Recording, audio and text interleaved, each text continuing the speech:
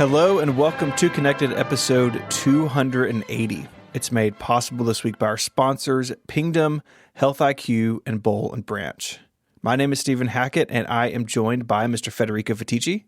Hello, Stephen. Hi, how are you? I'm good. How are you today? I'm good, yes. Yeah? Let's see if we can keep this trend up. Myke, how are you? Buongiorno. Okay. Okay. Why? Care to explain?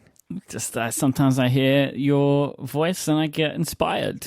I thought And you missed Europe already. And I wished I was. I can't believe you would Wait, do was that a Brexit joke? I can't Nice. believe you would do that to me. I'm sorry. Why would you do that? Why would you do that? It What just is came wrong out. with you? It just fell off my tongue. Why would you? You know it happened on my birthday. Happy birthday! I'm so sorry. Why would you do that? I just went through like my first passport check. You know. I apologize. Coming from Europe into England. Nothing's changed. People think it's changed. Nothing's changed yet. Nothing will change, but... You're not eating your children yet, or, you know? No. Things are going to change, but, like, not for a long time, if anything, ever, because it's still terrible. I can't believe you'd do that to me. Why? Is this how we're starting the show now? You just remind me of Brexit. No, And then... I regret the error. Yeah. I wish I could take it back. Federico Fetici Enterprises apologizes for the error. I am sorry if I caused you any inconvenience. Yeah, I'm sure. Speaking of inconvenience, can we talk about Twitter for iPad? Do we have to? Yeah, they fixed it. They quote unquote fixed it. They fixed it. By going back, by offering you. So we complained about the Twitter for iPad At app length, over multiple weeks. over multiple weeks, and there was you could call it a whole campaign on Twitter of connected listeners sending us ideas for how to get rid of the Twitter sidebar, and some very enterprising listeners actually wrote their own apps to fill, very famously, Filler. Of course, is an entire new category of apps that fill one side of the screen with useful or not so useful content.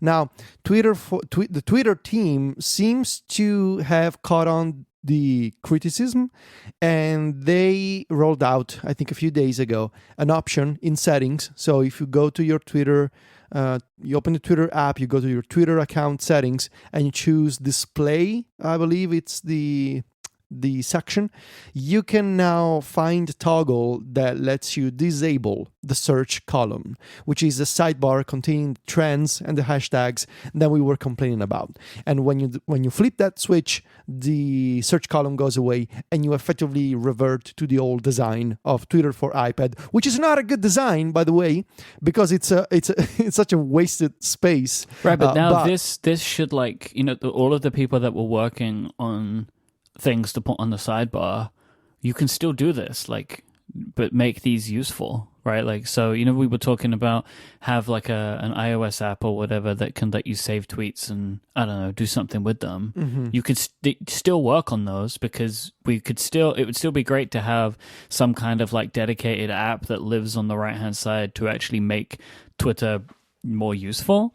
But I'm just super happy about this, because now I don't have to ever worry about seeing the trends and that I don't want to see. It's great. I'm so happy about it.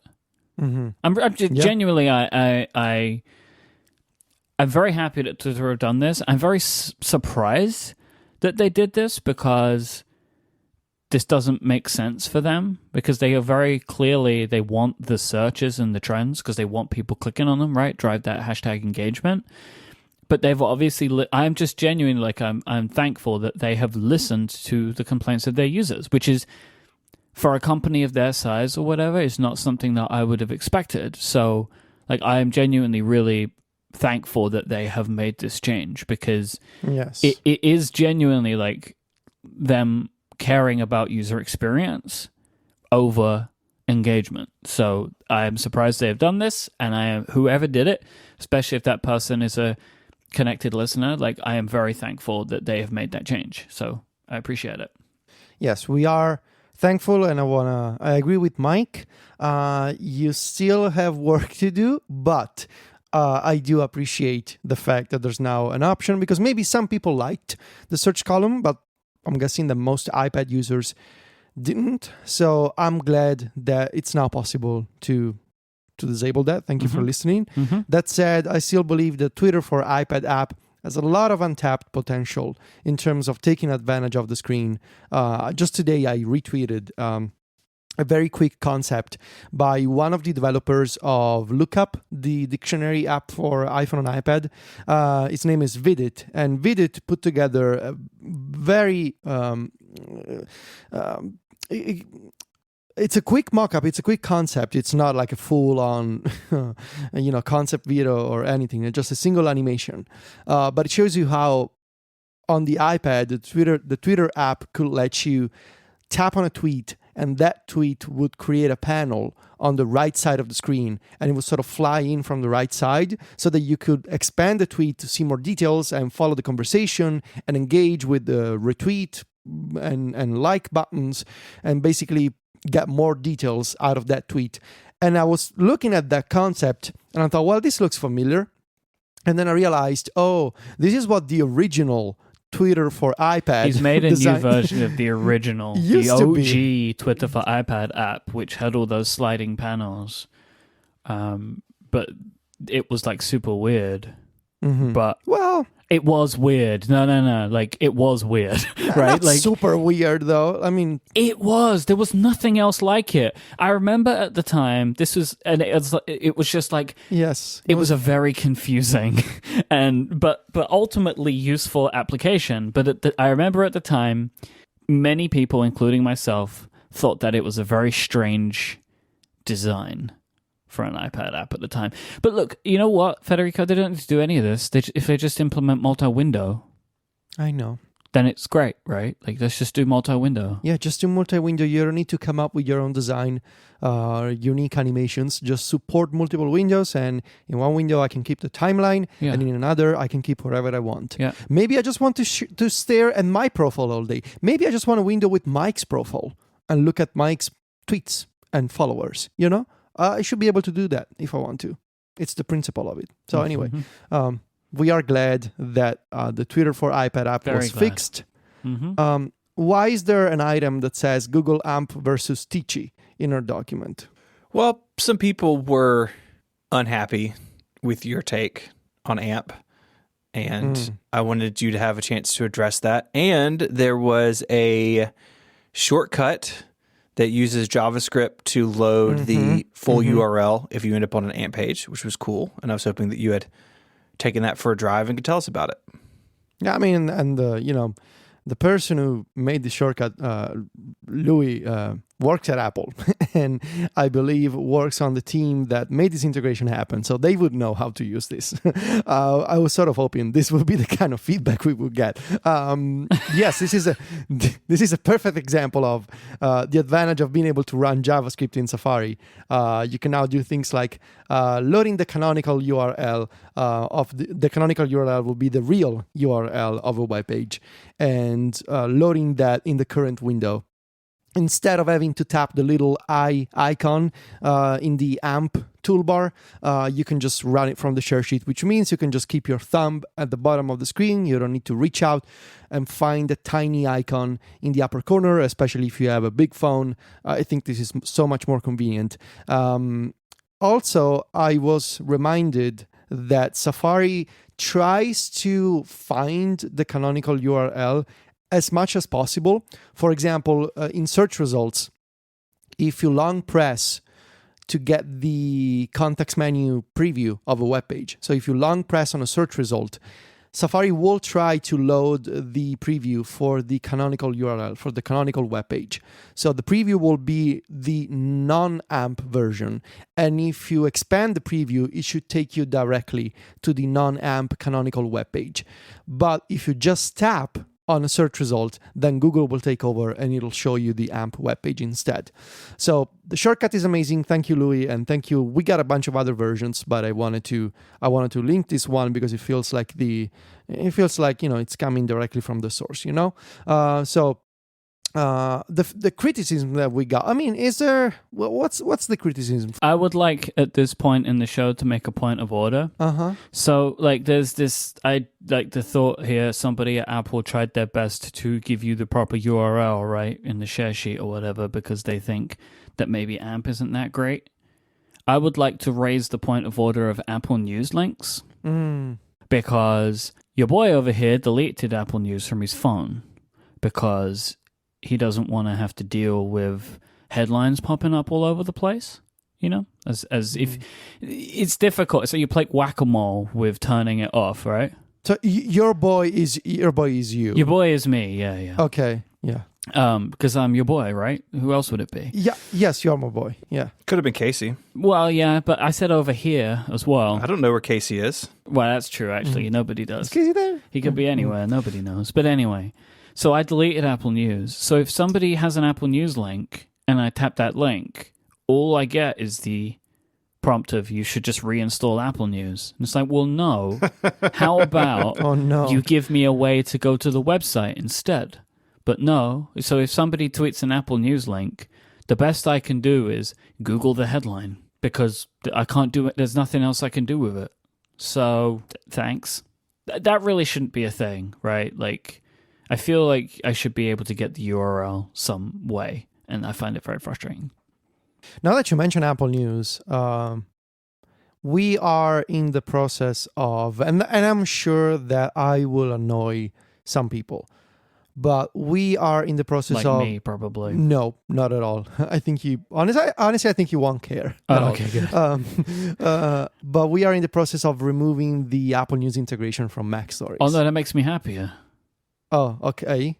It does? Well, yeah, because I don't ever want to have to deal with it, right? Well, yeah, I mean, I don't think you were reading Mac Stories in Apple News anyway. Well, yeah, because I didn't have it installed. Yeah. So we're doing it mostly for us because the plugin that we're using to enable Apple News integration, well, first of all, you know my stance on plugins in general and like external dependencies. I like to control my stuff as much as possible. But really, the plugin was slowing down our CMS by a considerable amount. Like every time we were hitting publish, we had to wait like 20 seconds for example, for an article to actually tweet via the Mac Stories account. And it often led, especially with long articles, publishing to Apple News with the Apple News format, it often led to like slow loading times and errors, and you know, it's just not a good experience. But really, nobody's using it.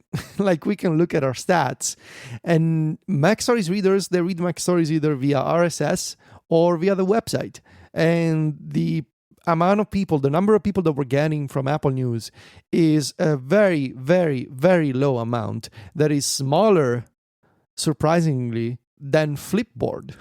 We have, what? I guess, Flipboard is to this day still one of our top referrals after, of course, Google and Twitter. Weren't you like really highly rated in Flipboard? Wasn't there like a thing? I seem to remember that.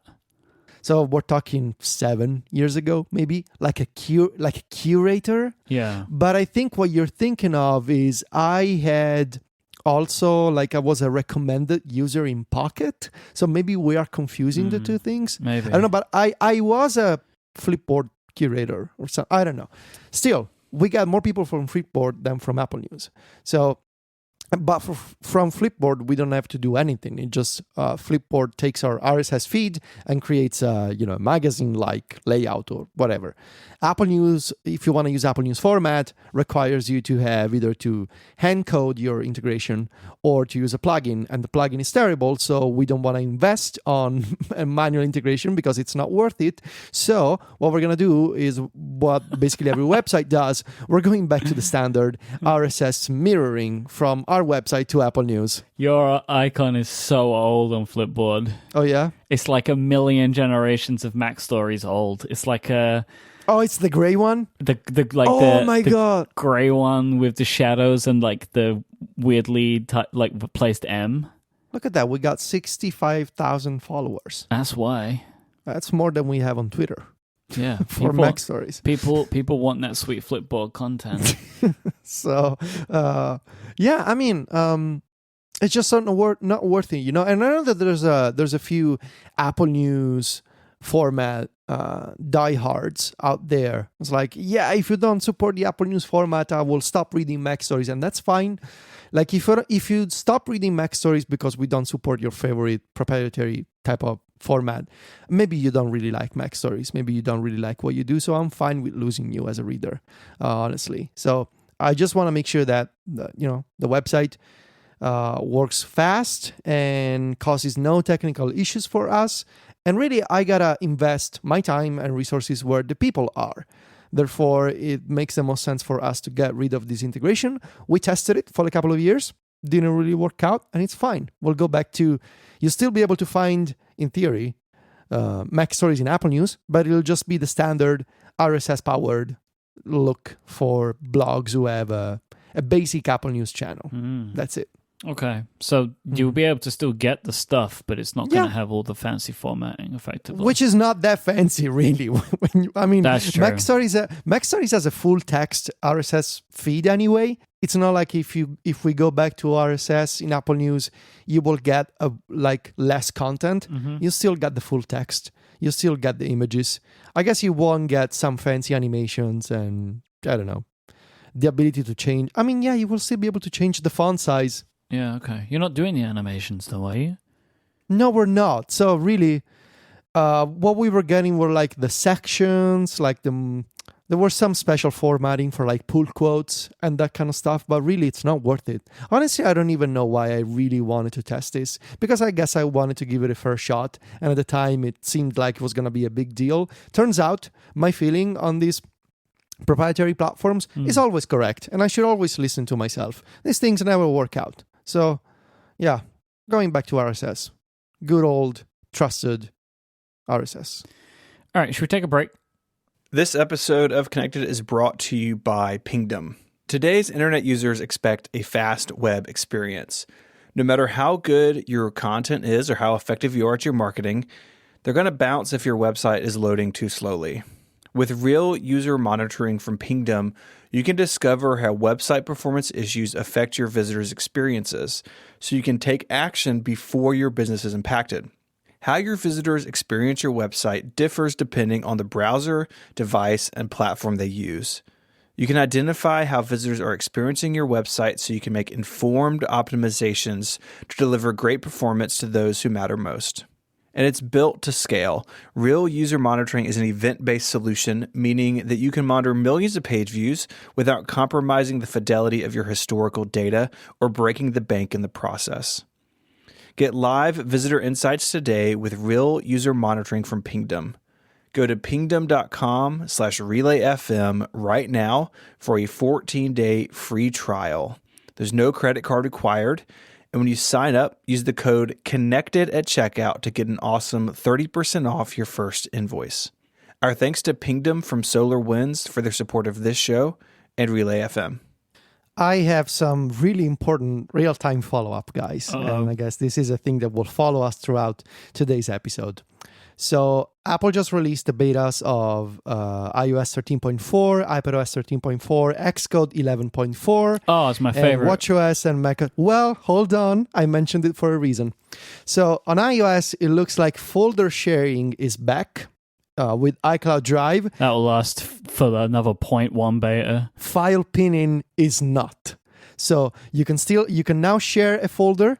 You can still not pin files to the top of a folder. Over the weekend, friend of the show, brother of the show, really, John Voorhees, sent us a screenshot of a file name called test36520.txt.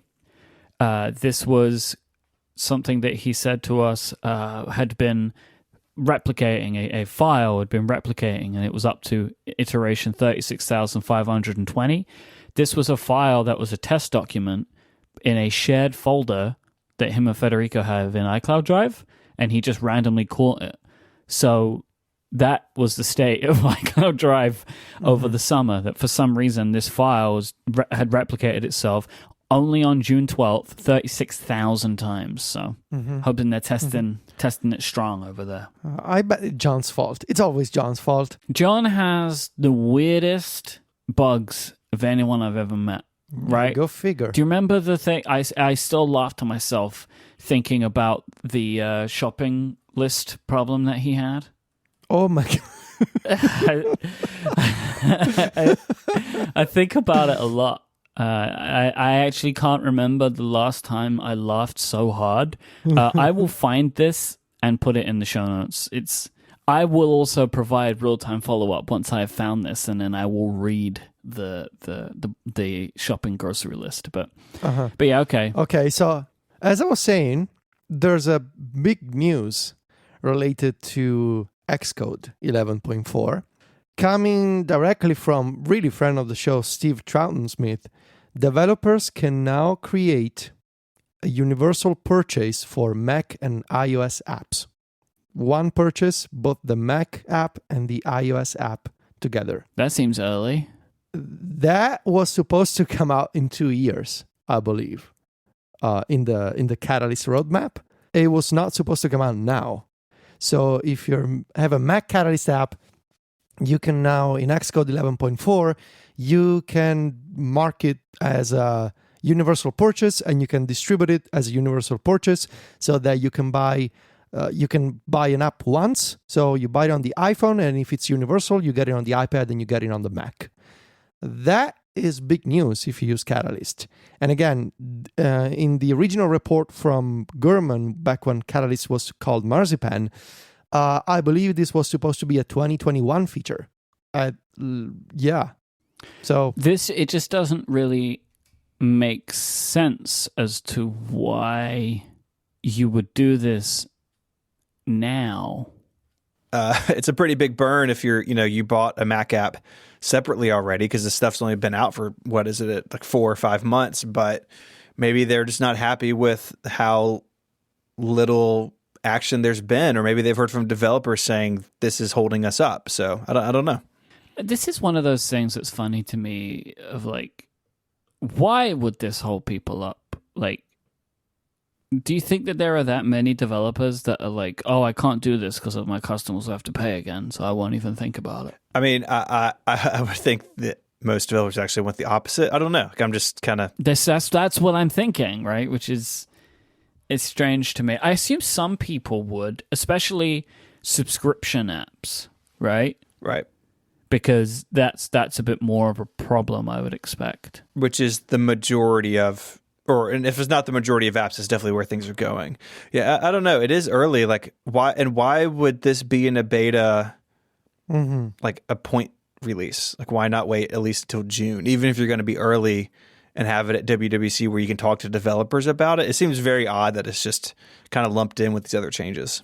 It's enabled by default for new Mac Catalyst apps. That's wild. Yeah. It's enabled by default for Catalyst. I don't think you have to use Catalyst. I think it's enabled by default for those, though. Which makes sense, because if you have a Catalyst app, it's also very likely that you have an iPhone and iPad version. Right. Not many people are like Steve Troughton-Smith, who wrote a solitaire app in Catalyst without an iPhone version.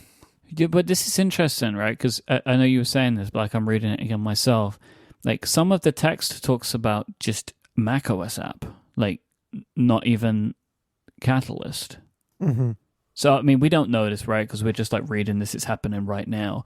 But it seems like potentially you may be able to just have a Mac app with a universal purchase now, which is as long as you use like the same bundle ID.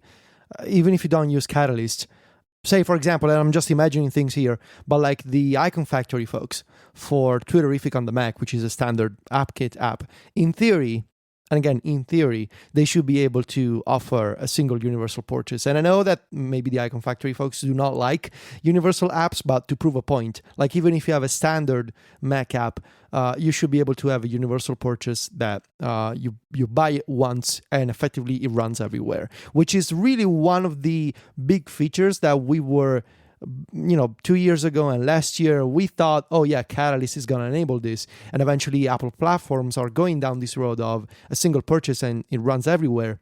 Now, the fact that you may not have to use Catalyst even, it makes it all that more interesting to me.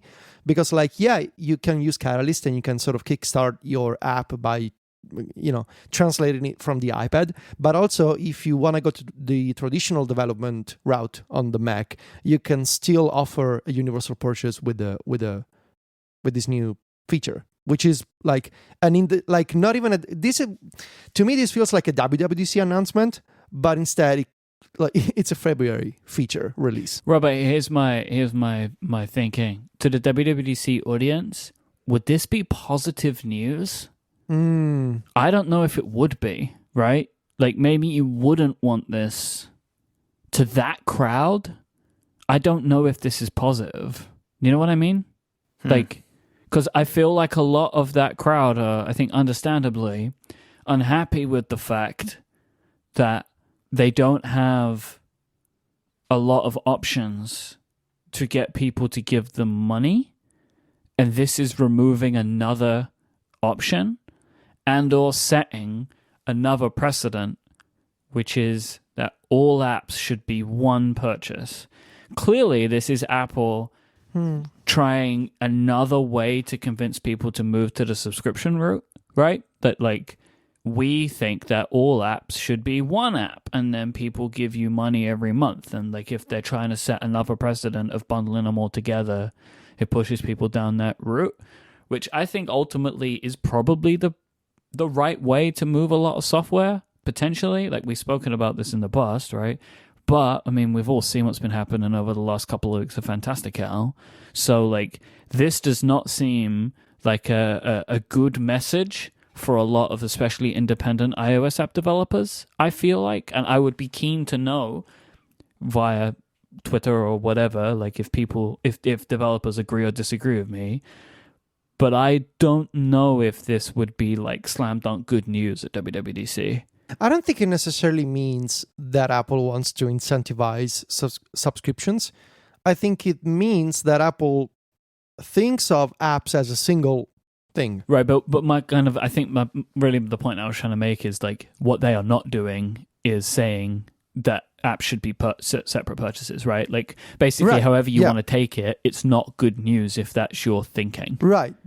Yes, I agree. They are moving away from the idea of, you purchase the app on the iPhone, then you purchase the app on the iPad, then you buy it on the Mac. No, you buy it once. I mean, moving away, that's gone. That time is gone, right? Like, yeah. That time was effectively gone, but now this makes it even more official, I guess. Like, that mindset is no more. Now, what it means that developers need to adjust. Like, either you use a subscription model, or you make your apps more expensive, or you make your in-app purchases more expensive, or you split features into multiple in-app purchases, which is like multiple tiers, which is something that I've also started to see lately, like multiple versions of paid features.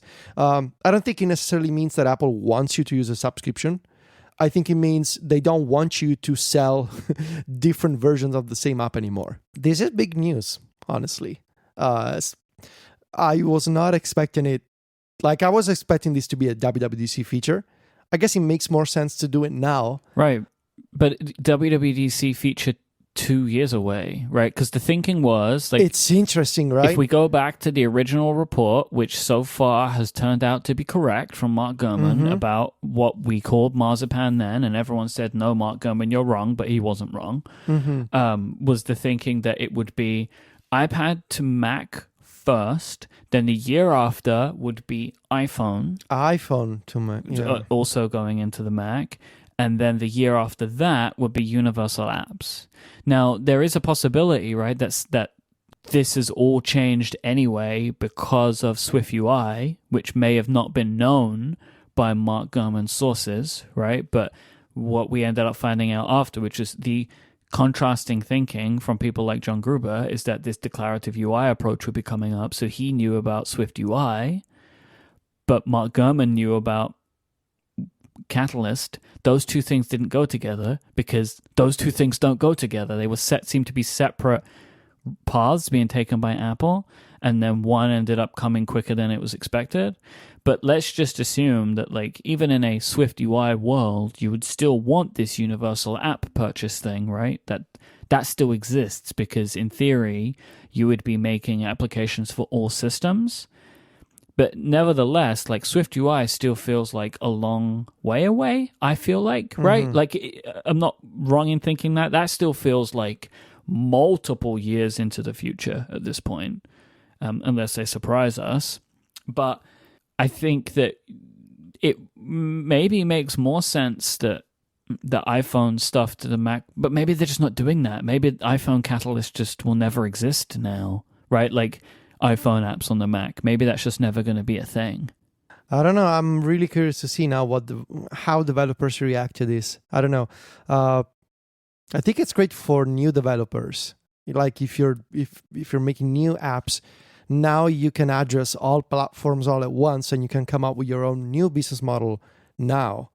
But if you're an existing developer, you got to ask yourself some questions of like, how do we want to do this moving forward, or like what's the pricing model that we should follow now? What do people expect? Because then it all comes down to people's expectations. We've seen how over the years the idea of offering separate iPhone and iPad versions, for example, of an app, it slowly started to fade, and now I guess the Things is the last really popular app that still comes with separate iPhone and iPad versions, because now everybody expects to have a universal version. And really, when you think about it from an ecosystem point of view, it makes so much more sense to have a universal binary. Like, for example, take a look at features like shortcuts. If you have Things on the iPhone and you want to use shortcuts for Things for iPhone, those shortcuts will not work on the iPad because you need Things for the iPad. And even if you do have Things on the iPad, you got to set up the shortcuts again, because that technically it is a different app.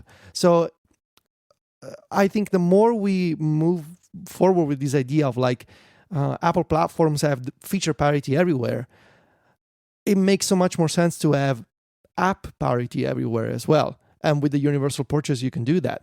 Now, is it great for indie developers? I think life finds a way, and developers can figure it out. I want to be optimistic. I don't want to say, this spells the final, this is the doom of the indie developer on iOS, because now we're being forced to release universal apps everywhere. And I think, I've been writing app reviews for 10 years, and new apps are still coming out.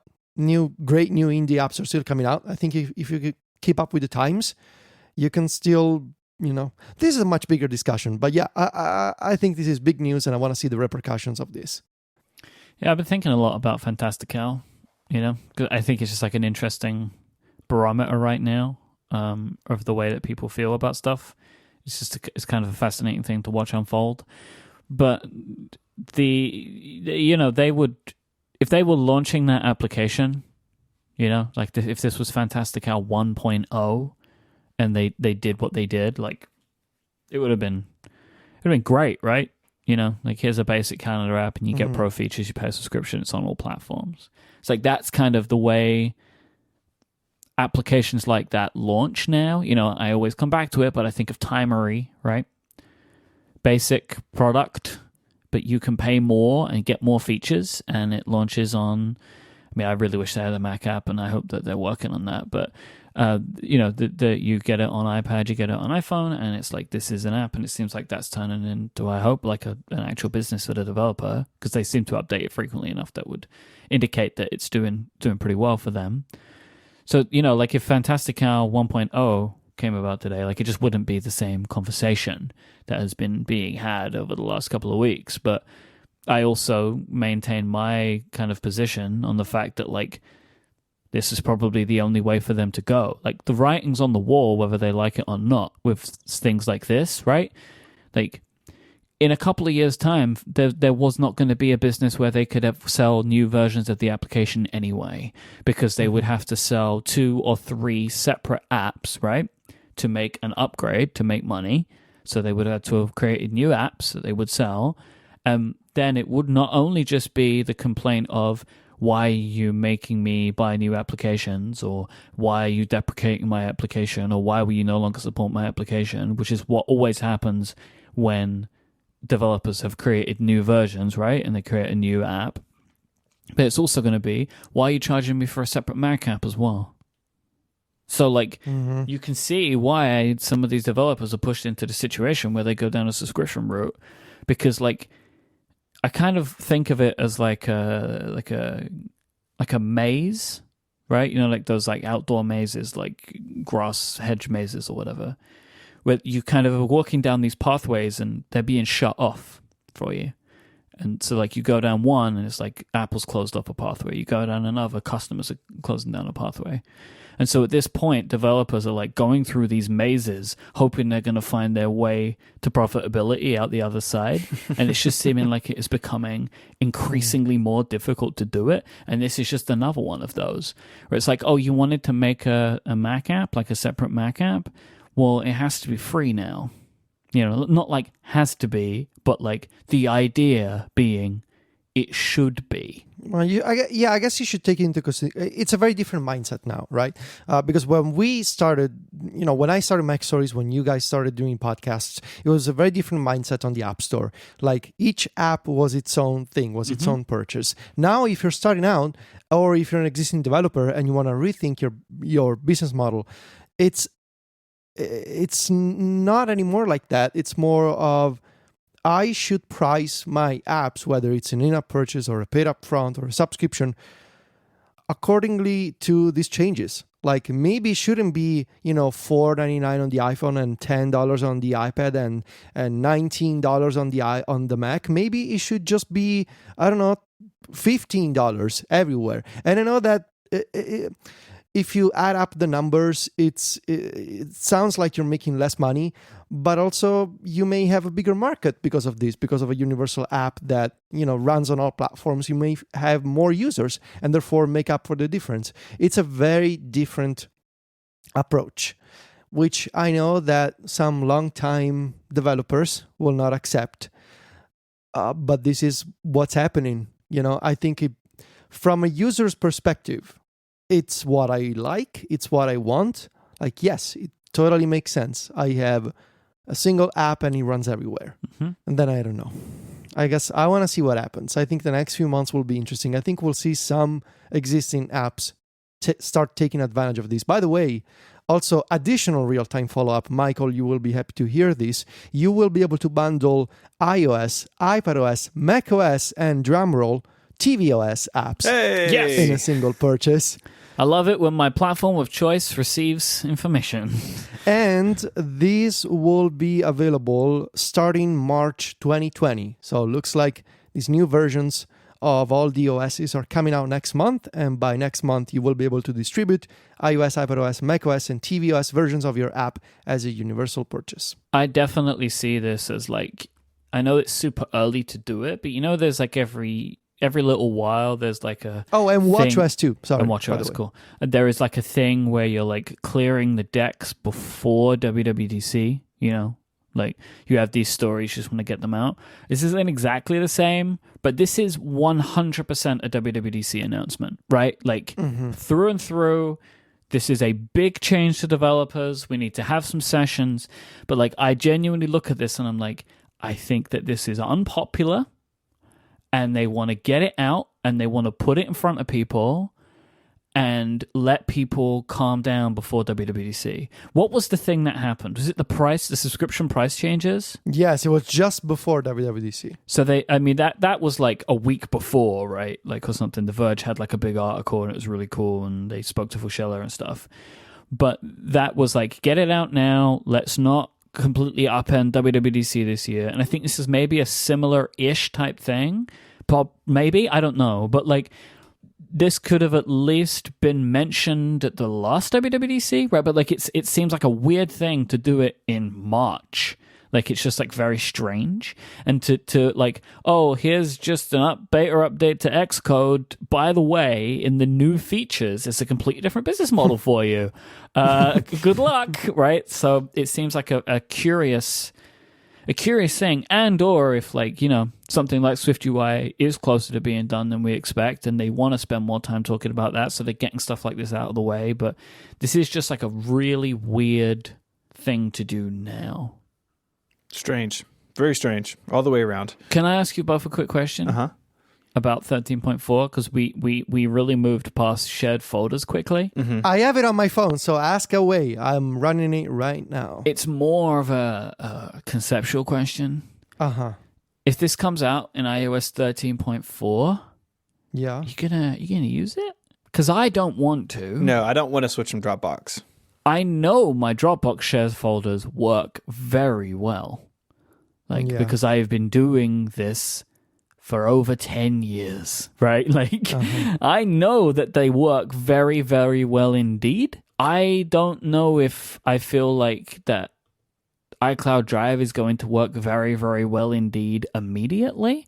And this is nothing on Apple's development team, but we're just talking about tenure here, really, right? Dropbox know how to do this. Dropbox's entire business is built on reliable syncing, and even more so than ever amongst teams, right? So their shared syncing system has to be rock solid because that's all they have as a company now. They make the majority of their money with the Dropbox for Business tools, which relies on multiple people sharing files. And I just don't know how reliable iCloud Drive sharing folders will be immediately because it's a new thing, right? So I don't know under what circumstances I would trust any real sensitive, important information to right now. Yeah, I am not going to use it right away for production purposes, especially because Dropbox works really well. And, it's got so many more features that go beyond shared folders, file requests, and being able to restore deleted files with an actual UI within Dropbox, and to browse versions of files within Dropbox.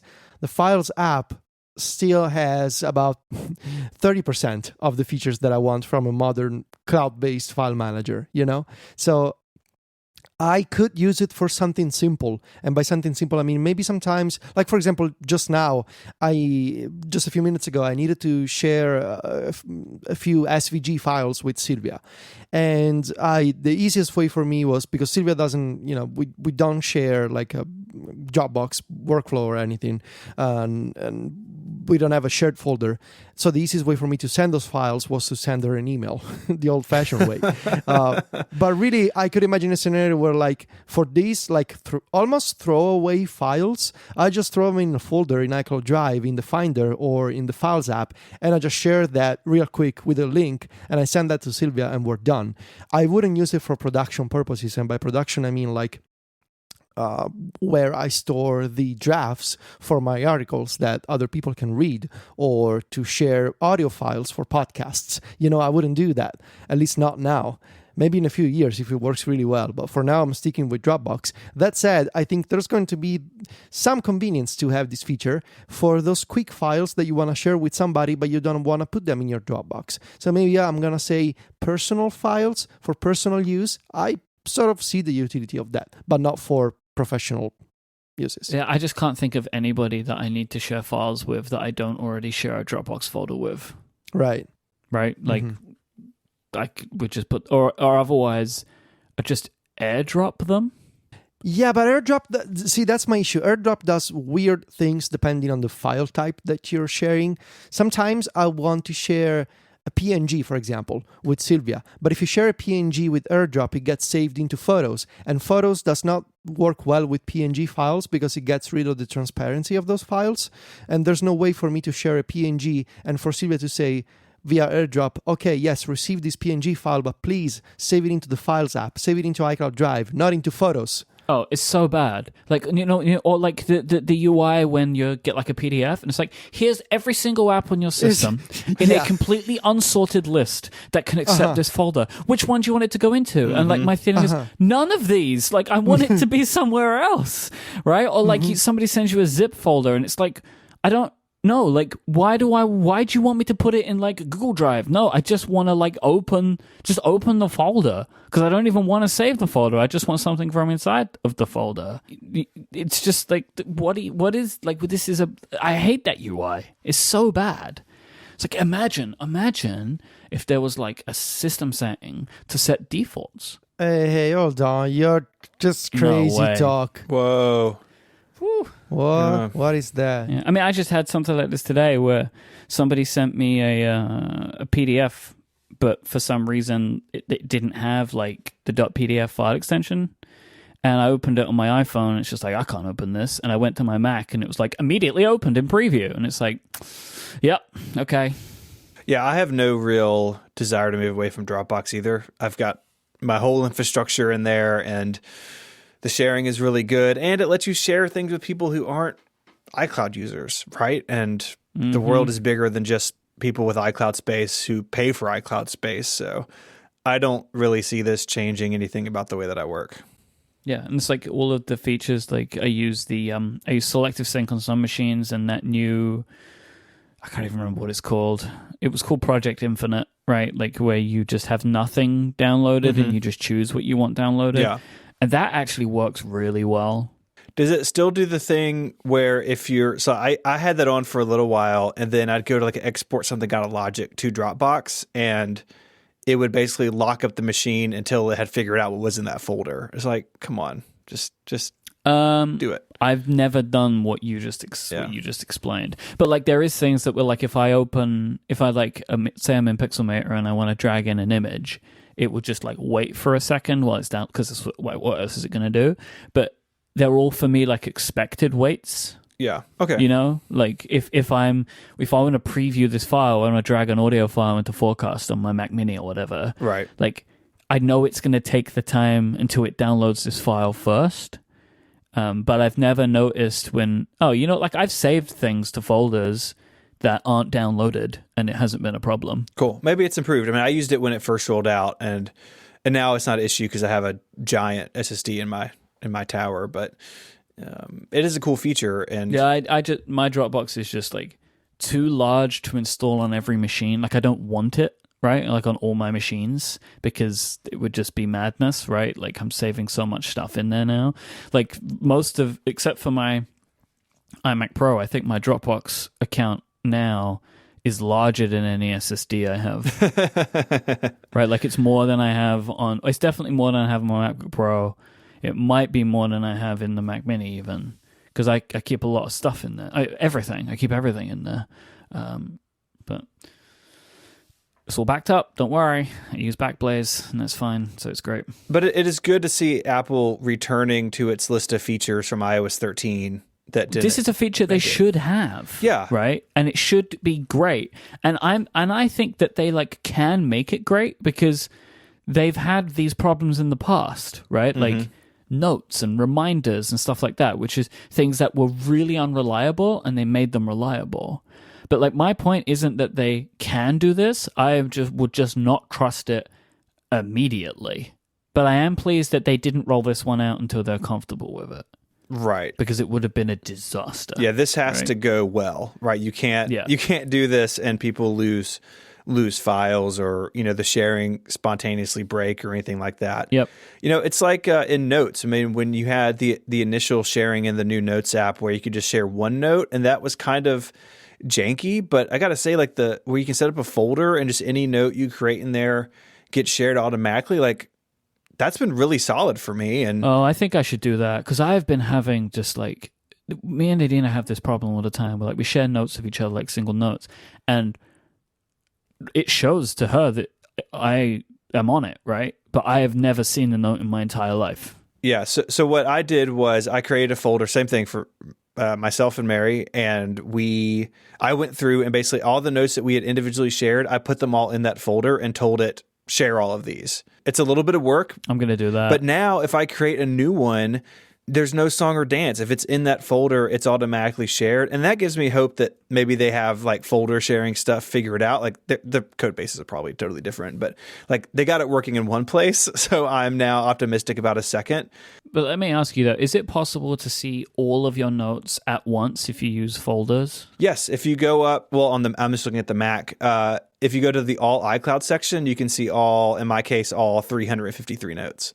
Right. Okay. All my notes are in folders. I have 2, 4, 6, 8, 10, 14, like 20 something notebooks Wow. or folders, I guess. Yeah, see, I don't have any folders. Oh my God. How do you live? Well, by searching. I search. Everything needs to live in a folder, Myke. No, it doesn't. That's not necessary. It's funny on my Mac, on my phone, it says that it's folders. So my notes, sorry, is iCloud, right? But on my Mac, it says Mobile Me. Wow. Yeah, that's my default notes account. How have you Mobile done Me. that? I don't know, man. It's just what it is. That's incredible. I have additional real-time follow-up. Okay. This is a wild episode. We're like throwing the document away as we go. I love these ones. There are no changes that I can see in shortcuts. No improvements to the notes, reminders, actions. No design changes or fixes that I can see, because MusicBot still does not work from the share sheet. And I just tried to edit MusicBot by dragging an action around, and the app crashed. But like, look, you need to appreciate that shortcut is not a good test shortcut, because it's like a billion actions. Or maybe it is a good test shortcut. Okay, you know what I mean. It's like the most outlier of like over 1,000 actions in a note or whatever, actions in a shortcut. It's not fair to the app, but sure, I get your point. Mm. I've been building some real good shortcuts recently. Yeah, you showed some to me. I'm so happy with myself. They're all time tracking related, so like everyone's favorite type of shortcut. But I'm having a great time over here building shortcuts. An additional real-time follow-up. Oh my word. There will be some unification of App Store categories across the iOS and Mac App Store. You may say, well, that's boring, but I will bring your attention to something that is very subtle for now. I don't know if it's pointing at something new down the road, but there's a bullet point in this Apple blog post that says, you will be able to select the following categories for iOS apps. Graphics and design, okay, and developer tools.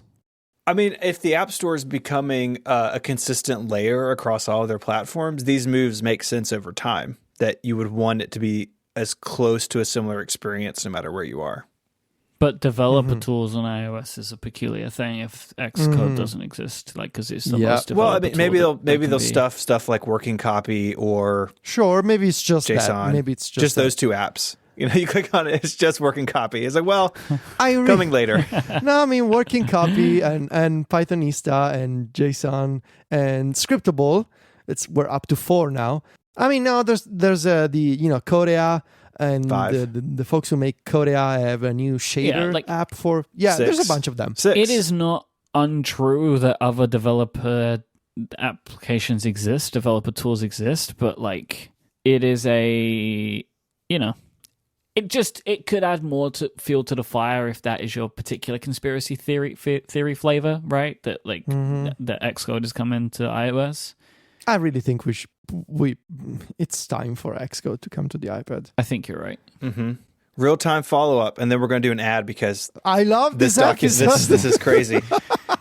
With the public release of watchOS 6.2, you'll be able to offer in-app purchases directly in your watchOS apps.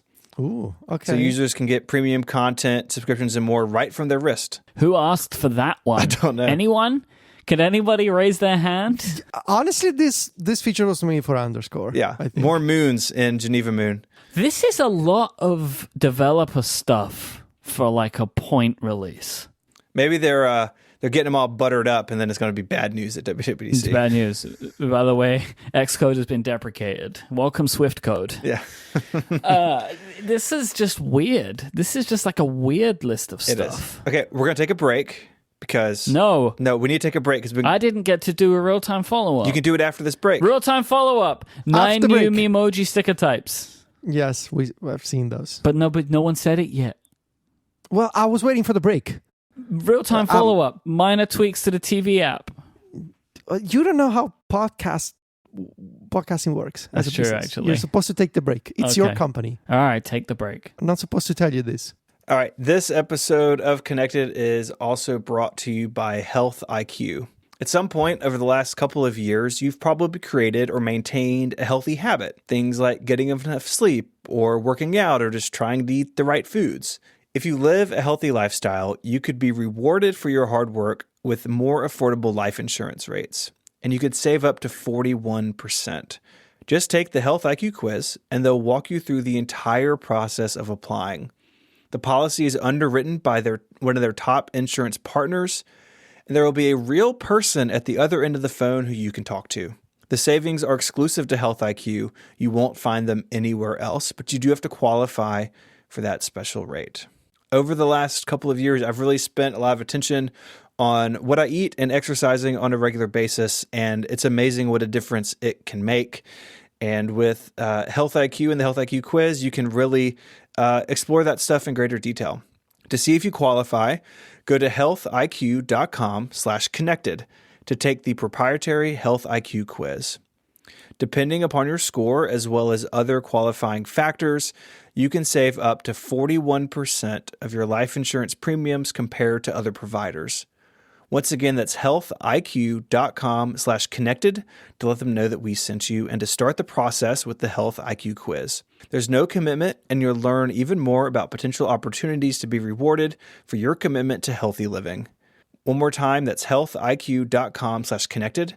Our thanks to Health IQ for their support of this show and Relay FM. Real-time follow-up. Steve Troughton-Smith is looking at a bunch of new APIs included with 13.4 on all platforms. Couple of potentially interesting changes. It seems like there's a new API for detecting key up and key down events from a keyboard. That's good. So finally, and in theory, this is supposed to work on iOS and Catalyst. So for Catalyst, this would mean like proper gaming.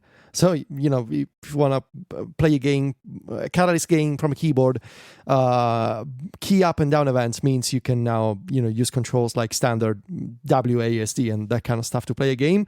And if this is correct, and if this is true, we don't know yet because literally the documentation just went up.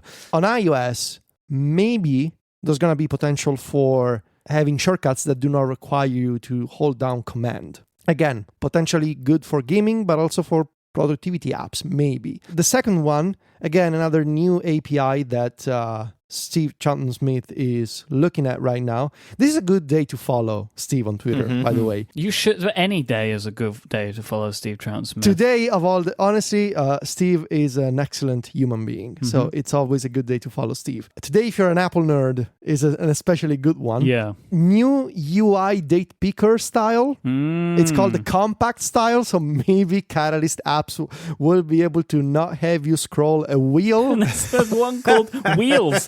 UI date picker style wheels. So if you still want your wheels, you can have them. Otherwise, you can go to compact. There's no, as of yet, I'm sure by the end of the show, Steve will have a image for us. But as of right now, we don't know what it looks like. But that would seem to indicate that Apple is, in fact, continuing to do the work on Catalyst that has been asked for, which is good. This is good news, right? And there's a bunch, very good news, and there's a bunch of other changes that Steve and other developers in my timeline seem to be very excited about. Better keyboard integration everywhere in general. So yeah, Steve says that somebody's listening on Catalyst, and they're doing more to bring UIKit from iOS to the Mac. So it seems that the general reaction so far in terms of Catalyst changes for developers is good. So I remember just a few weeks ago, we were discussing here a new Myke with Jason on Upgrade, like where does Apple go from here with Catalyst? Is it something that they're just forgetting about because the future is SwiftUI? We're actually getting a bunch of updates now in February. Now, is it a good sign? Does it mean that SwiftUI is not the future?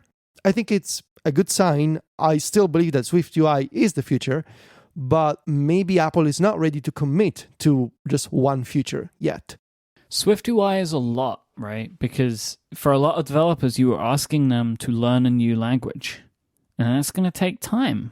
So, like developers that who have not yet gone over to join the Swift world, like it's going to take some time for them, I think. So I think it's a lot to ask for. This is definitely an easier thing to begin with. Yeah, and I think, honestly, at this point, that's it for the real-time follow-up. Well, for now. For now. Should we go back to regular follow-up?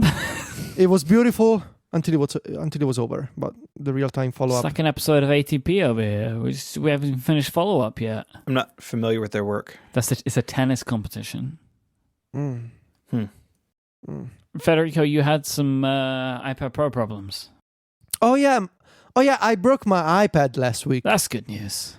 I shattered my iPad. The family decided to switch to a real computer, right? So you just broke it over your knee. I am now using a Microsoft Surface. Oh, nice. The Pro one, which I heard was good. Which one? The x86 one or the ARM one, which is actually called X? Oh, okay, cool. The good one. Yeah, I'm all about. Real-time follow-up. Really? Again? iOS 13.4 features a new mail toolbar. Of course it does. Fixing the... I, for the first time yesterday, opened mail on iOS 13. Oh yeah, look at that. It's new. Because I wanted to print I wanted to get a PDF of a mail because it was just easier because I was using it on my iPhone, using 2 different mail apps to do a thing. It's like a whole thing. But I wanted to just use the mail app to create a PDF. Turns out the way to do that is to press the reply button. Yep, everything is behind the reply button. I know that like this isn't new to anybody else, but like what on earth made them do that? I mean, honestly, not that this new toolbar seems to help that situation any less, but hiding everything under a reply button. Like I like the UI when you press the reply button. Like it's a nice UI under there, I think. They've broken things out quite nicely, but just choose any other button like design. Reply doesn't make any sense. Like you get to forward by pressing reply. Now that's just bananas, right? Like, oh, I want to forward a message. Well, I'll press the reply button first. Like that doesn't make any sense. And also when you press the reply button, you don't reply. You have to press reply again. Who? Did the person who made that decision ever use mail before? Like that's not anything. So I don't think that this will fix that, but it at least is changing some of the design. But there we go. I got to do a real-time follow-up. What a fun episode of outdated information by the time anybody listens to this show. Maybe we just don't edit it. Maybe we just put it out. Just as raw as possible. Yeah, we're not ATP, so. Yeah. So you broke your iPad. Yeah, so I broke my iPad. So I was just casually walking around my apartment. And because I do not pay attention to my surroundings, I tripped into the cable, the USB-C cable that was charging the iPad. And so the iPad flew across the kitchen and it landed on the floor. Now, the iPad, as we talked about, was inside the Switch Easy cover body case and also inside the smart keyboard and had the paper-like screen protector on. So when I first looked at the iPad, and it was late at night and the lights were dim, it looked like nothing happened. Like it wasn't like the glass wasn't shattered. I was like, oh yeah, it's fine. Thankfully, like nothing happened. And the edges of the iPad were protected by the case. So I was like, yeah, I got lucky. Nothing broke. The next morning, when I got to work with sunlight and, it was much, much brighter, I looked at the display and I saw this relatively thin line running across the bottom right corner of the iPad. Basically it was like an entire corner of the display in the bottom right section had broken.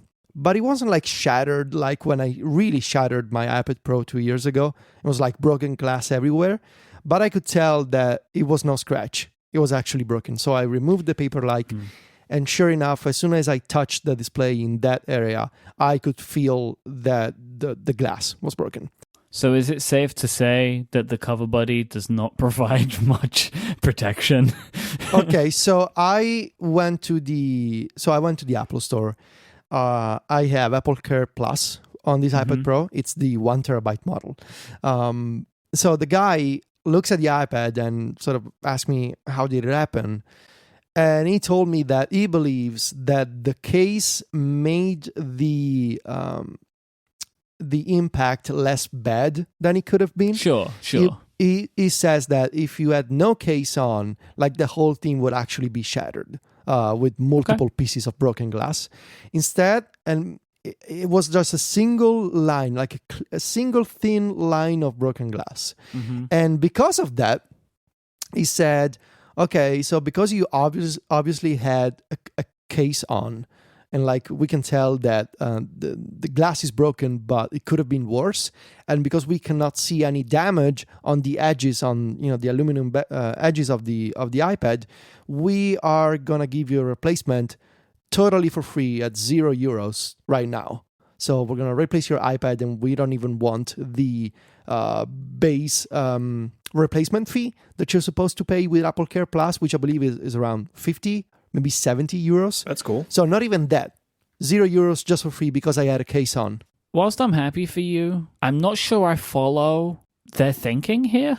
Their thinking here is that Apple Care Plus covers accidental. So this is my interpretation of their thinking.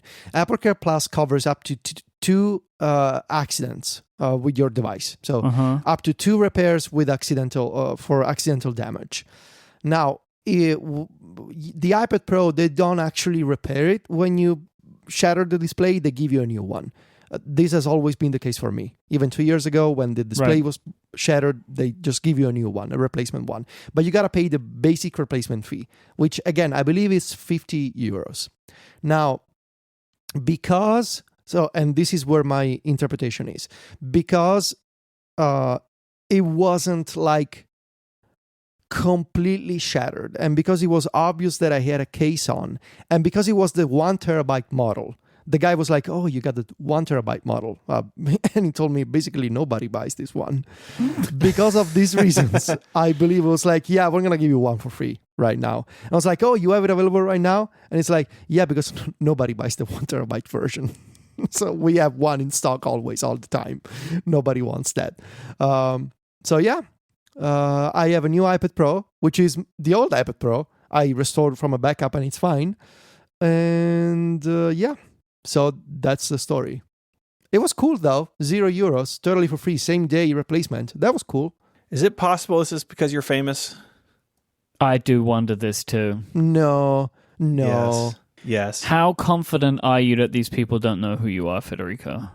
I am confident because he saw the work email address and he said nothing. Usually they comment on something like, yeah, I read Mac Stories, I'm a fan. Usually they say something. What if you have like a flag on your account or something?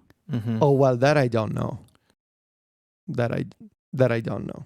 The Federico Fetici is here. You don't know you don't have to do this to me, especially in public on a podcast. Do you use a Mac Stories email address when you sign up for these things? Oh yeah, I do. That's the power move. Yeah. See, well, you can't be like that. You can't be like, oh, don't do this to me because you. Well, look, I'm telling you, 100%. Even if they didn't know who you were, they saw that email address in their queue and someone looked it up. They 100% knew who you were. You can't be like, oh, don't do that kind of thing to me when you want it to happen to you. Yeah. You made it happen to you, nobody else. Yeah, but I make it happen in the privacy of my home. Wait, what? And What? No, but like I do it myself. I sign up with my work email address and I don't talk about it, right? It's not like I want to be recognized and I was like, yeah, do you know who I am? No, like if you notice, fine, and I'm happy. If you don't people typically use their personal email addresses for things like this? Yeah, I do, so I don't run into this. Well, my excuse is that the work email address is also my Italian Apple ID. Well, don't you need your Italian Apple ID when you fix your iPad in Italy? Exactly, which is why Oh, okay. How convenient. I signed up for the Genius Bar with the Italian Apple ID. Mm-hmm. Otherwise, it would have looked like Federico Vitici, who lives somewhere in America. Actually, I believe my name is John Ticci with the fake Apple ID with the US account. It would have looked like John Ticci was visiting from the US and trying to fix an iPad in Rome. Why is it John Ticci? Why is that? I don't know. I wanted to make something recognizable, but also obviously fake. Did John do something? Did you make John do something? No, well, John helped me out with details that I will not share. The things he has to do for you. He's a good friend. Yeah, so obviously I wanted to use the Italian Apple ID, and the Italian Apple ID just happens to be the work email address. Happens to be. Mm-hmm. Happens to be. It's not like I planned this. Oh, I got one of those iVisors, the matte screen protector thing. Oh, yeah, that's also what I should have mentioned. The Paperlike can go away forever. That thing is junk compared to this. Right, I know, right? How does it have no bubbles? Exactly. So you didn't believe me, but it has no bubbles. Just you put it on the display. It seems impossible. I don't know. It's chemistry, man. The chemists do weird things. And I like that it's got like black edges. It makes it easier to line up. Exactly. So because I had to remove the Paperlike and I needed to put on a new screen protector, I was like, you know what? I'm just gonna order another iVisor. I immediately ordered one for my larger iPad. Yep. Like, it's absolutely fantastic, this thing. Like, I have no idea how it is so much better than the Paperlike, but it is in every single way. Do not buy the Paperlike, buy this one instead. Like, it's fantastic. So good. Because as well, like, the Paperlike doesn't make it feel like paper, it just adds a texture, and this thing adds a texture too. Like, it's great. It's brilliant. So I also put in the iVisor on my big iPad Pro, and now I have the iVisors everywhere. So I will say it adds a texture. It's not the same texture. Like the Paperlike is definitely more textured, right? But you know, I don't know. I don't know why people buy the Paperlike for the texture thing. I just don't think it does what you want it to do, right? Like if you want it to actually feel like paper, it doesn't. It doesn't feel like paper. It just has a texture. Paper comes in all forms, so you know I have paper that's as slippery as an iPad glass screen, so. And that's the best paper I own. So, you know, we're now talking about paper, so we should probably take a break. This episode of Connected is brought to you by Boll and Branch, the folks who make the softest organic sheets and luxury bedding. We got a set of these recently, and you know it's going to be like a fun deal when the unboxing experience is as incredible as this was. It was like in a box, and you untied it with a ribbon, and the sheets came inside like an inner container, so they were like safe and snuggly from shipping. I've got to say, we've had these on our bed now for a couple weeks, and they're fantastic. Like they are really, really great. And it's because they are made with uncompromised quality, with attention to detail every step of the way. These sheets are meticulously crafted from pure 100% organic cotton. They're such high quality because of this organic cotton. It's a long staple cotton, which means that these Boll and Branch sheets will actually get softer over time. They're the only bedding loved by 3 U.S. presidents. Can't say that about the sheets you have right now. And if you didn't already know, Boll and Branch really are the good guys when it comes to ethical manufacturing. All their factories prioritize workers' empowerment and sustainable incomes. 100% of that awesome packaging is made from recycled paper, and they're the first manufacturer of linens to be fair trade certified. You really need to give these a try. Shipping is always free, and you can try them out for 30 nights risk-free. Right now, you can get $50 off your first set of sheets at bollandbranch.com with the promo code CONNECTED.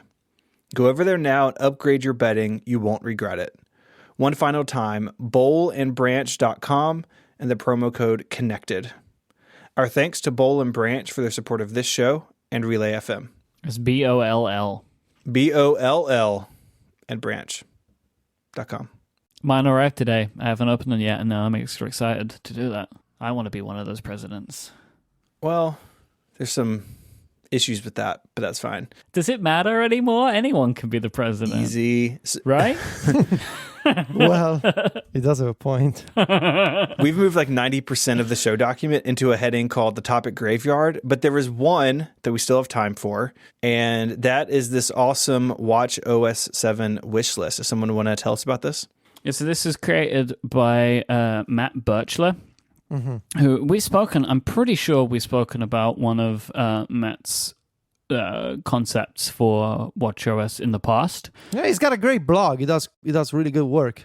like it's a beautiful blog too. Like it's a very, I've never seen a personal blog that looks like the way that Matt's does. So it's worth going. And this article itself is actually very nicely laid out with a lot of great UI mock-ups. This is just a very good job. And Matt seems like somebody who is very focused on watchOS. Because the information that they put together in this, like there are parts of it where it's like, I never would have thought of that, but that's actually very smart, right? So we'll run through some of these. We can maybe take each point as we go, or we can, and talk through a bunch of them. Some of these seem like great additions. Some of these seem like great if it was a different company, because it really doesn't feel like that Apple would do them. But let's go through them anyway. So more options and more customization for activity rings, basically allowing you to customize the activity rings by adding in your own health things that you want to track. I think this is really smart. So let's assume, because we're going to get sleep tracking is another one, right? So sleep tracking is another feature that Matt asks for, which just seems like logical. It would be wild if they don't do it in the next either watchOS version or hardware version. But let's say you have sleep, and then maybe you also want to track like your breathe or something, right? Like Apple are adding increasingly more health things that you can track. Like if standing or moving or activity is not necessarily the thing that you're most caring about right now, wouldn't it be nice to customize them a little bit? Seems like a good idea, I think. I like to see this go as far as third-party applications being able to do their own. So something like Waterminder, which you can do as a complication. Yes. Like, why couldn't I just add that as a ring, and if I don't care about the others, sort of downplay them? I think this is a fantastic idea. I think any health thing that can have a goal related to it would be great if they could tie it into activity somehow. It should really be a ring API for developers. I agree. Like Waterminder, really excellent example. I would swap that for the stand ring right away, because I have Waterminder on my watch face, and it's really the one ring that I care the most these days, like hydration. So I would use that immediately, or maybe in addition to. And then I would like to have a second, like, so I could have two on like complications, right? One is my activity health rings, and then one is like a set of rings for productivity things, right? So I could have nice. Like, but like those rings could go down the other way, right? It's like I like how you say like it's a dirty secret. Well, because like, they're not going to let me do it, but I hope that like there will be an API. Why are you whispering? Shush. There could be like an API, and then like enterprising developers could make what appear to be health related things, but they're actually not that at all. And it's actually how many emails you replied to today. Yeah. Why not? Gamify your life. Gamify your life. Oh, he's back. Oh no, he's back. There he is. Oh my god. Hey, Stephen Ma. He's back again. Editing workouts on the phone. So that just seems like, yeah, why not, right? Like being able to have more control over your workouts on the phone. If if the watch didn't pick it up correctly or whatever, that seems fine. This one is I'm sorry, Matt, this is a stretch. Web UI to export activity data into CSVs doesn't seem. No, I don't think this. Like, I get the idea, the argument. Yeah. I get the idea. It doesn't seem like something that Apple would do. No. They enabled, I believe, saving your Apple Card statement as a CSV. Yeah, they did, yeah. So maybe there's some kind of precedent for this. No. But to have a whole web UI for the reason they did that is because people were getting in trouble with their accountants. Like, if you have a credit card, you need to have exportable statements. Like, it was bananas that they had to add that, and it wasn't just like a default feature.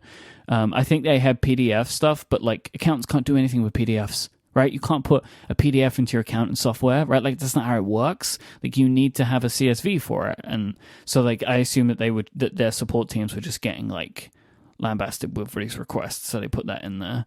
Unfortunately, there are no health accountants who require CSVs. I believe they are called doctors, though. Health accountants. Health accountants, Federico, that is an incredibly good joke. You will never get enough credit in your lifetime for how clever that was. That was very good. Rest days. I can't believe they haven't added this. Like rest days to your activity rings. You need to be able to lose a day, right? Like if someone has a 2,000 day activity goal and they have the flu, they don't deserve to lose it. Yeah, it's your fault for going outside when it's cold, right, Federico? Oh, no. Wow. Yeah, exactly. Exactly. Like I honestly challenge you to walk outside in the cold and then tell me that you don't get sick a couple of days later. Like I'm not sick right now, and I've been in a really cold environment. Keep moving on. Just keep going. Better responses with smarter default replies and Scribble autocomplete. I read you a quote that I like a lot. I feel a tap on my wrist. I look at my Apple Watch. I see a new iMessages come in. I read the message and immediately drop my other wrist to grab my phone so I can actually respond to the message. I thought this was going to be the John Gruber original review for the Apple Watch. No. Yeah, the default, okay. So like I will say, this is my thing here. The default responses inside of the Apple Watch Messages app make you sound like a serial killer if you respond with any of those, right? Like, okay, or yes, or no, or thank you. Nobody, except for Jason Snell, texts like this. Mm-hmm. Nobody sends messages like this, right? Just okay. Who says okay?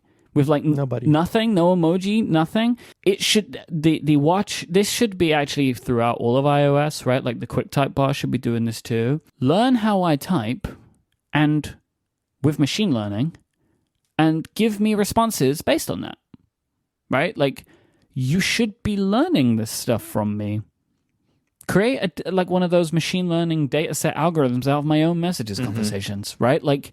You could do this. This doesn't seem...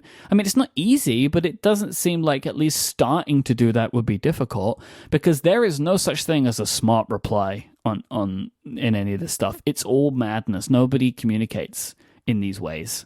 So I completely agree with Matt. Like, there needs to be more there. And you can customize them in the Watch app, but... those defaults they're still canned responses. Yeah. They're still cans, right? Like even if you're customizing them to make them less like you are a person who hates everybody else in their life, right? Because they're the only, typically if you just reply with the word no to a message, it means you hate the person that you're responding to.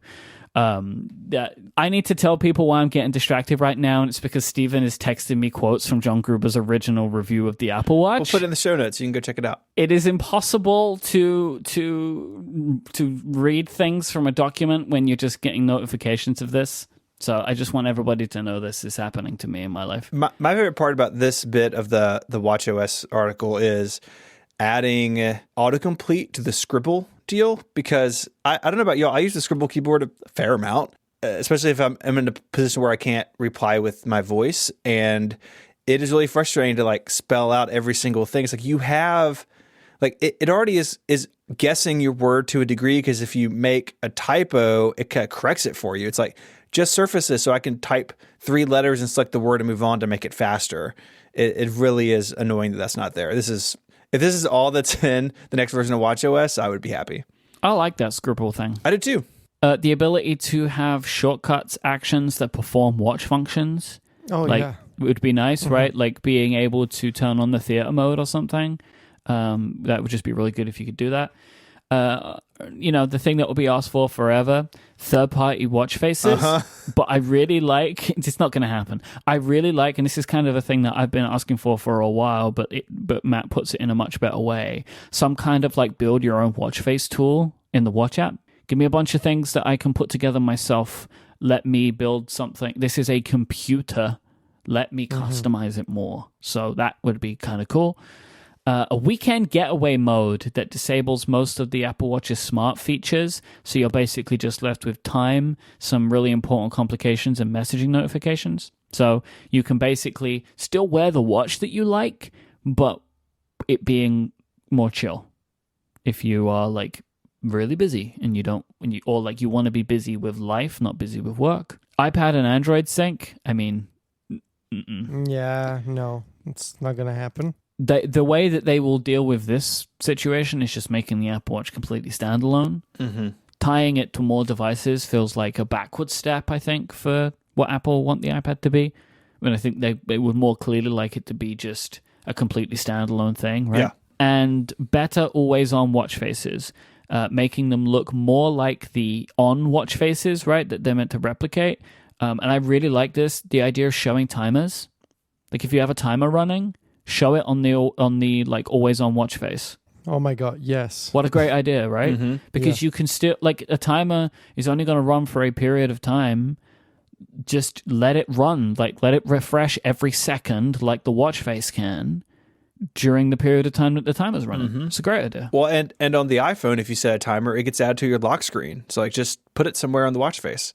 So this is a really great article. Like Matt goes into way more detail than we have, but it's also like a really beautiful article. So I really recommend that people go and check it out. But I think that this is, if you say, like somebody who really understands watchOS, kind of breaking it down and explaining the types of features that they would want to see. Is there any more on this? I would love to see more workout related things. I believe I was talking about this a few months ago on Twitter and maybe on the show. It would be nice to have automatic workout detection. I still think it's something that Apple should figure out at some point. They do have the automatic workout detection, like taking a walk or, like the basic stuff, like you're running, but to have that expand to more workout types. Like I think you're doing X type of workout. Yeah, okay. That would be great if they can figure it out somehow. I do believe that Apple acquired a company that was sort of working on this years ago, and then nothing happened. I mean, I guess maybe what happened was the automatic workout detection for walking and running. Maybe that was it. I don't know.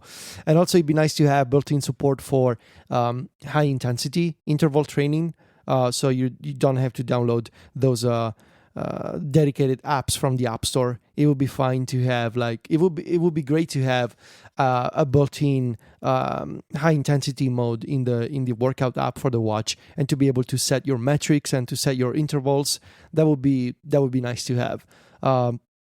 Personally, in addition to this and the rings, which I think is a really good idea, shortcuts is something that I think Apple should do a better job at restoring on the watch, because I think there should be a shortcuts app on the watch. They should bring it back.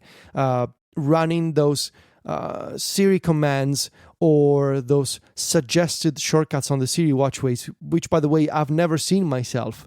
I don't think it's a good experience. I think people just want to have a way to set certain shortcuts to run on the watch.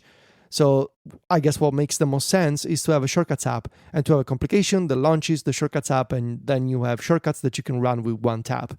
Literally what the workflow app used to be on the watch. Yes. But, bring it back, make it run on watchOS 7, whatever it's going to look like. And I believe shortcuts users will be happy. All right, before we wrap up today, I said I'd come back to it. I did find John Voorhees' broken grocery list. Okay. You have to go and read it, but just some... So one of them is just... Can I take a look at an image? Is there an image? Yeah. It's in there. I'm going to put it in the chat room too. One is just the word juice a million times, just juice, with a subheading of pomegranate, and then the word butter, and then bread. And sometimes the B in the bread is capitalized, and sometimes it isn't. And then the note says Italian, sandwich, sandwich, and then sandwich Italian. And then peanut butter. And the milk, pepper. Butter comes back again. Oh, man. What was he doing? This brings me so much joy. I think he was using an app that tied into reminders but was also a grocery list, right? He's always using apps. What I like about this so much is the inconsistencies in the repeated data that makes it more funny to me. The Italian sandwich one just says That's the best part. Italian, no space, right? Then sandwich space, sandwich space, sandwich space, and then all one word, sandwich Italian. Like, it doesn't make any sense. Look, he really wanted to buy that bread and make an Italian sandwich. Butterpeanut, butter.